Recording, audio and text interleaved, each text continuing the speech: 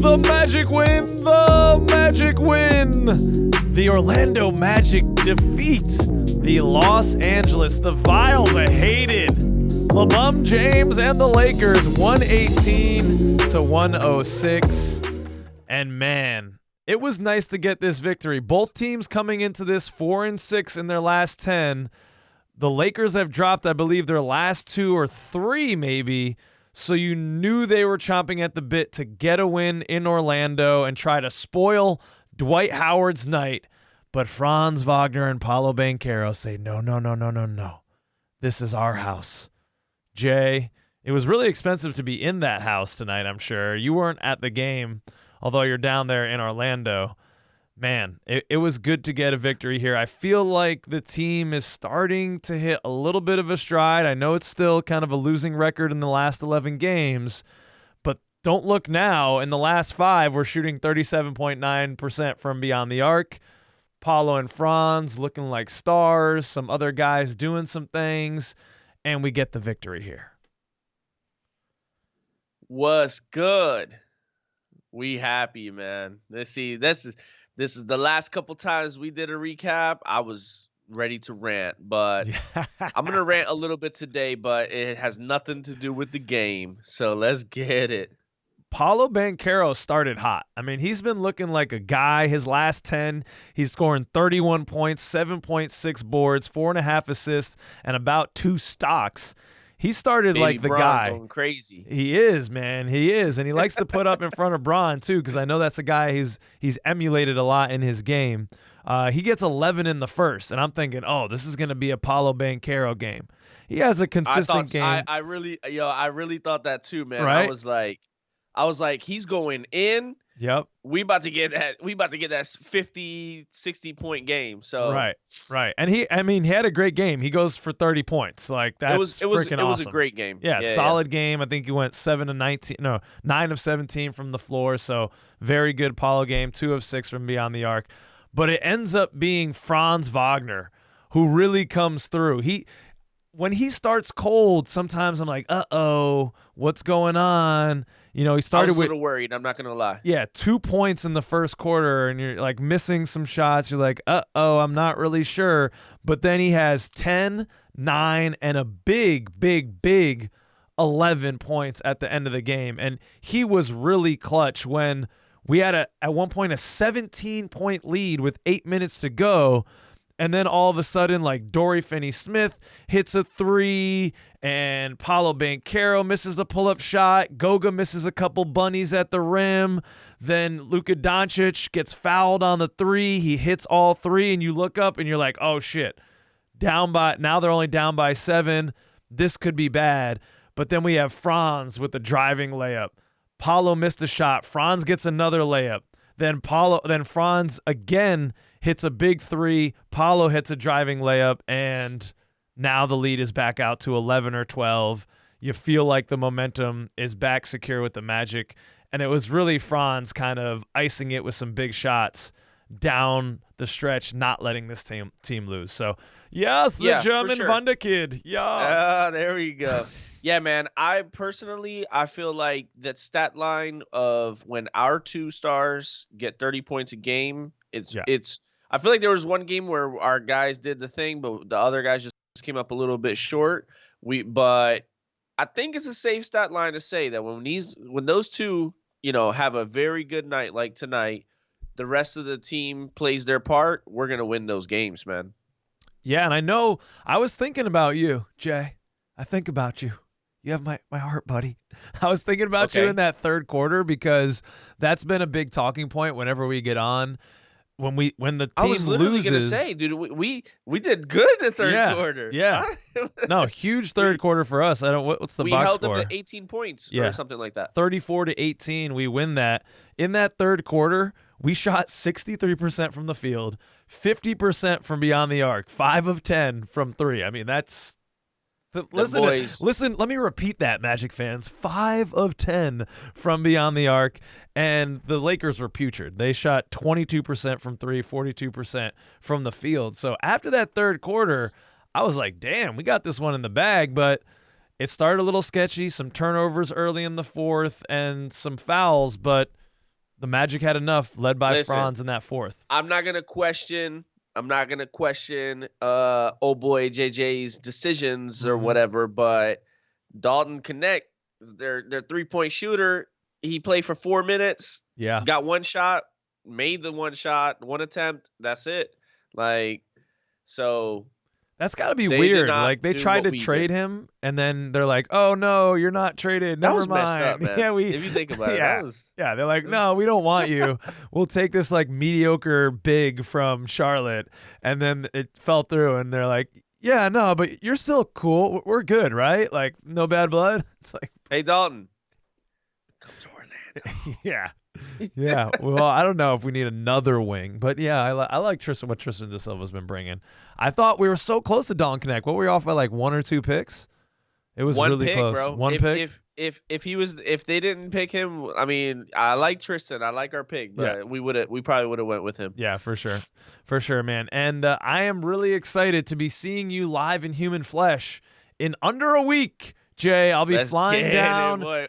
It's gonna be a great game. Yes, and I'm excited.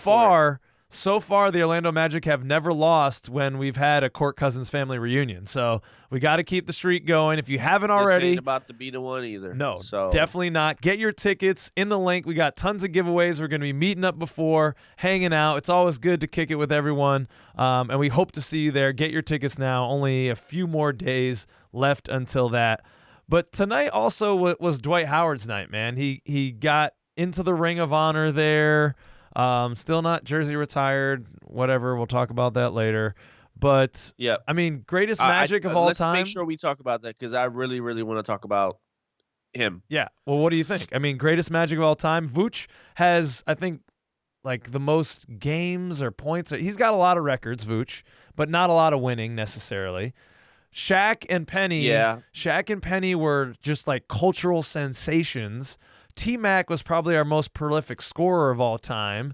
But Dwight, I mean, 3-time Defensive Player of the Year, back-to-back. Just about the impact. Yeah, going to the finals, constantly challenging against good teams, like beating those LeBron, Cavs teams, going up against the Mavericks, going up against the Lakers at that time. Like Dwight really was, when I became a huge fan, I was in college at the time, so I was, when Shaq and Penny, I was just a little kid.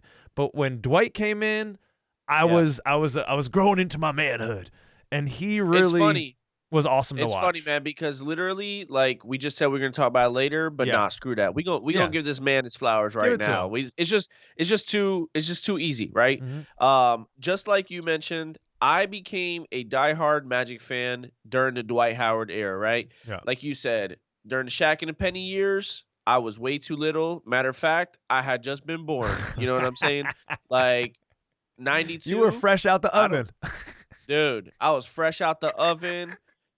I was not looking at no basketball, right? But eventually, growing up as a kid, basketball was my outlet. I love basketball. And literally, when I moved to Florida in like 04 time frame, I did not pay attention to sports like that. I was still too young. But right around 2010, man, 2009, 2010, that's when I maybe 08, 08, 09. But that's when I dug deep into the Magic, man. Jameer Nelson. Mm-hmm. Carlos Arroyo maybe had a little bit to do with it because I'm Puerto Rican. So, yeah. But obviously the impact that Dwight had during those years, and he was just like the guy. Mm-hmm. That dude, he built that house. That's what they were talking about earlier. So, man, it's hard. Like, obviously now I'm like calmed down and whatnot, but he got really emotional and it got me in my feelings, man. Heck yeah. What did you think about his speech and everything? I haven't heard it yet, to be honest with you. I tuned into the game like a couple minutes late, so I don't know if they played it on NBA TV before. It was earlier, but either way, watch it when you got some time. I would love to know your thoughts on it. And the people that are watching this video, let me know your thoughts too, because I mean, it's Magic royalty right there, Yeah. Hopefully I know he left on his bad notes. But... Yeah, but I liked how he handled that. I mean, he's matured. Again, all these guys, a lot of them, they're kids, like almost through their entire career until they get to the end. Magic retired Shaq first. I know. What is up with that? Like, and another like slap in the face almost to Dwight, and it's probably not intentional. He probably doesn't give a shit because he played for the Lakers. But as Magic fans, it's like you're gonna put this guy in the Ring of Honor when we play the fucking Lakers. I think that was intentional. Yeah. Was it? Because if it was intentional, I think it was the wrong intention. Unless Dwight specifically requested that, which I don't know, that would be a little odd. But it's just like, man, those tickets get so expensive. You know there's going to be a ton of Lakers fans in there, even as good as the team is right now. It's probably like half and half. Don't we want those games where we're recognizing the team's Mount Rushmore players to just be a sea of Orlando Magic fans and really get the pop from the crowd when he comes on the Jumbotron and not this kind of like mediocre roar like mixed thing? Yeah. Especially because I don't think he necessarily was like great like that on when he was on the Lakers team. He was riding for a chip. He was just old man on the block at that point. So those fans are like, "Oh, why are you guys showing this washed player or whatever?" Right. Well, you know what, Lakers guys? Yeah. He means something to us, okay? So yeah, you can have now. That's what I was gonna say. So obviously we talk about the game and whatnot. I want to talk about the Luka LeBron effect. I do not think that the reason why these ticket sales was going crazy was because of that. I personally think obviously it's the Luka LeBron effect. The largest attendance in Magic, history. I think it was up by 1 from the 2023 game from the Knicks. But that's another reason, Jay. Like, why do this on that night? Because if Dwight's getting into the Hall of Fame, then wouldn't you want to do it on another night? Like if that wasn't enough for you, they also decided to give away Franz bobbleheads tonight as well. What the fuck? Yeah, the most out of touch like front office with the fan base, everything. Like I don't want to hear that. Well, the real fans are gonna, pay these ticket prices so they could come to the game and get this bobblehead. Nah, man, it doesn't work like that. You know what I mean? And there's plenty of season ticket holders. I have like a hybrid pass kind of thing that they offer. Right. But I'm sure these dates are blacked out. Family. It's tough to get these dates. Everybody is mad. Everybody. It's like bullshit. You just go on Magic Twitter, and listen, I want you guys to rant on there with me too, because I want to hear what you guys thought. If you think I'm crazy and say, yeah, if you're a real fan, you go and buy them tickets. Yeah, well, you must have never sat at the top row of the 200 section, and nevertheless for $800. I know this is like it's a working family. Dad wants to take his son to a freaking game. That's like a week pay, man. That's like 2 weeks pay. You can't. That's ridiculous, and that's how out of touch this ownership group can be. Sometimes is there no one in that room that's a fan when they're making these decisions? Like, guys, like we could spread this out and show some love to our fans. Let's do it when they're playing the Kings. How about like let's do it when they're playing the Clippers, those games. Night. Yeah, let's do it. Hey, Court Cousins night's coming up. That's going to be huge. Like, let's do it that night for fans, Anyways, that's been enough on this. Let's get back to the game, man.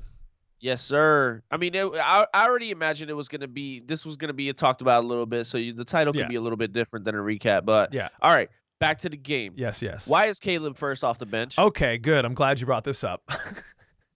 Well, Anthony Black technically first, I think. But why is Caleb Houston playing minutes and our number 11 overall pick, who's also a shooter, doesn't play? 17 minutes. Went 3 for 7. Yeah.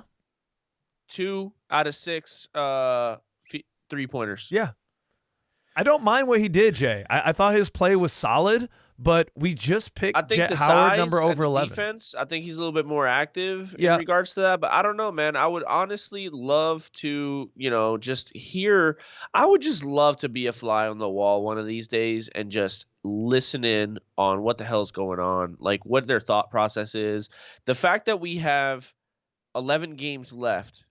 Right. And we are truthfully, I understand. I trust me. I understand the need to have somebody like Corey Joseph facilitate. Obviously, our guys have been doing a little bit better from that. But listen, 11 games, we're still fighting, clawing, trying to get into that, to secure that play-in spot.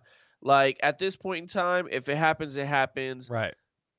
Figure out the plan with the rest of the guys so that you guys can have a solid game plan for the summer. Yes, please. Jeff Weltman, that timer is already ticking, bro. Yeah. Jeffrey. Wow. Like, come on, man. Yeah, that is still an enigma. And if Jet can't get on the floor over Caleb Houston right now, Houston, we have problems. Like, what is going on there? I have one more mini rant, and then I want to end on something positive. What is Wendell Carter doing right now? Because I know he got like 4 easy points at the end of the game, so the stat line of 12 points, 8 boards is a little bit misleading there with the quick 4 at the end on some layups as the Lakers were running around the court trying to press us. But I just, like, it's been now, we've had him, I guess, this is his fourth year with us, yeah? 3rd or 4th year. I don't know. I don't keep track of that because it's been I fourth don't year. care about him. Or maybe even 5th because Franz, we drafted him the year after. Get him out of here. It's crazy to me, and I get it. There's some switchability. There's some defensive positional versatility as a 6'10" guy who's pretty athletic and active, but in 4 years he's been here, he hasn't developed any go-to offensive anything. Nothing.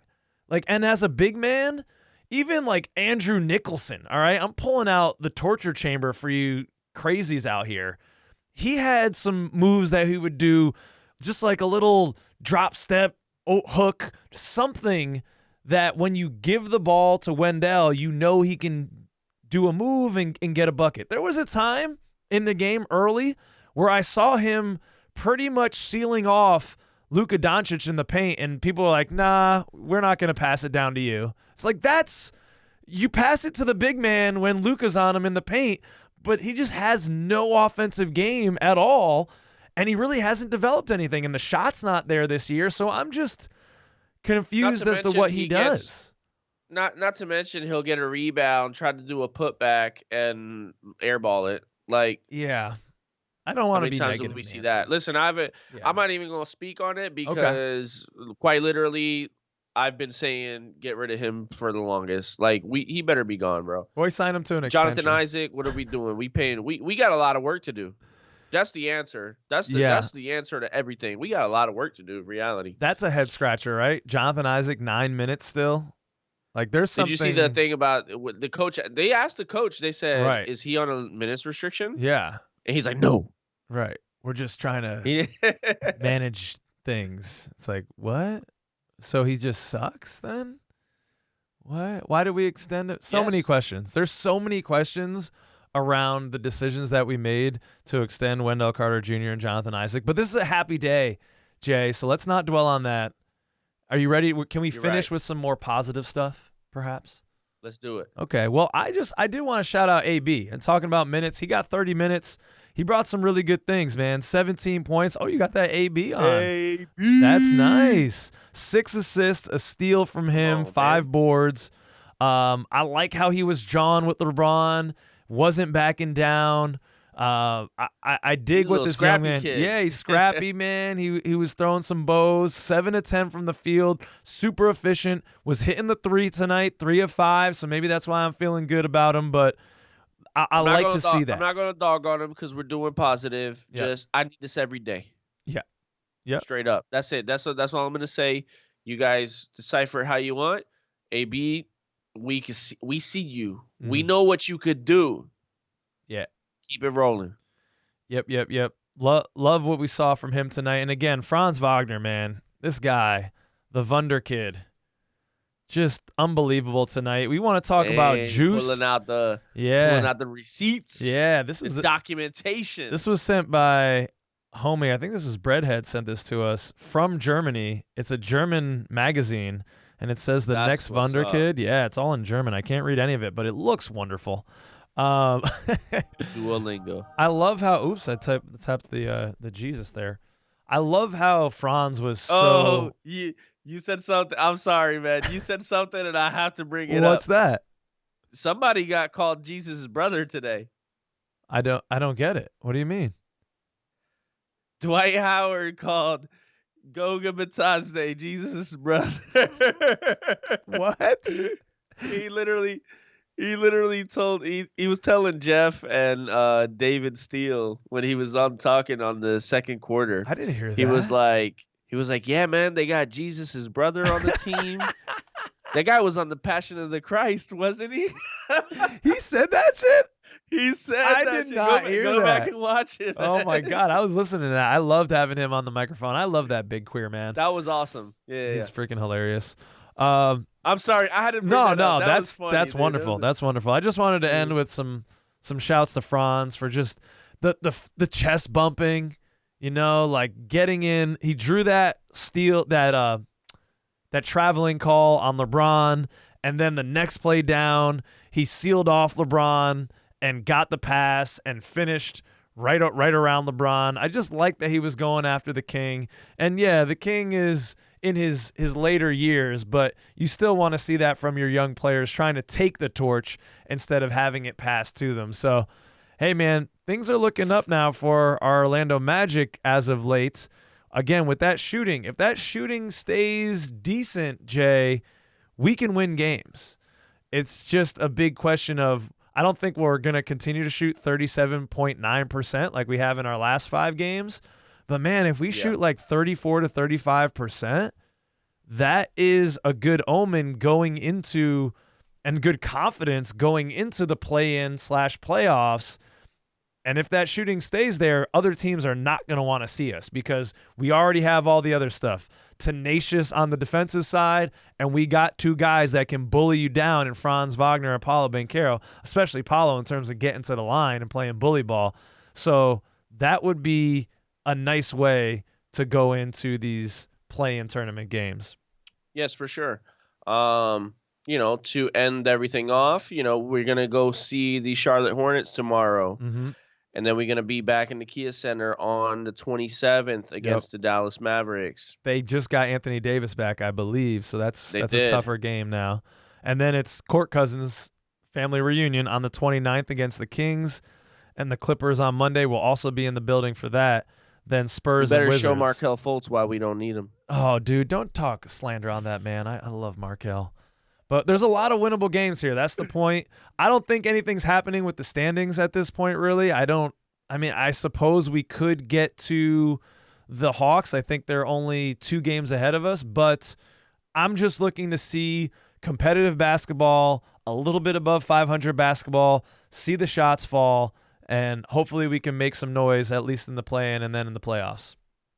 Yes, sir. Looking forward to seeing you down in Orlando in less than a week, Jay. And I hope to see you all sexy second cousins out there down in Orlando with us too. Peace out, Jay. Peace out, everybody.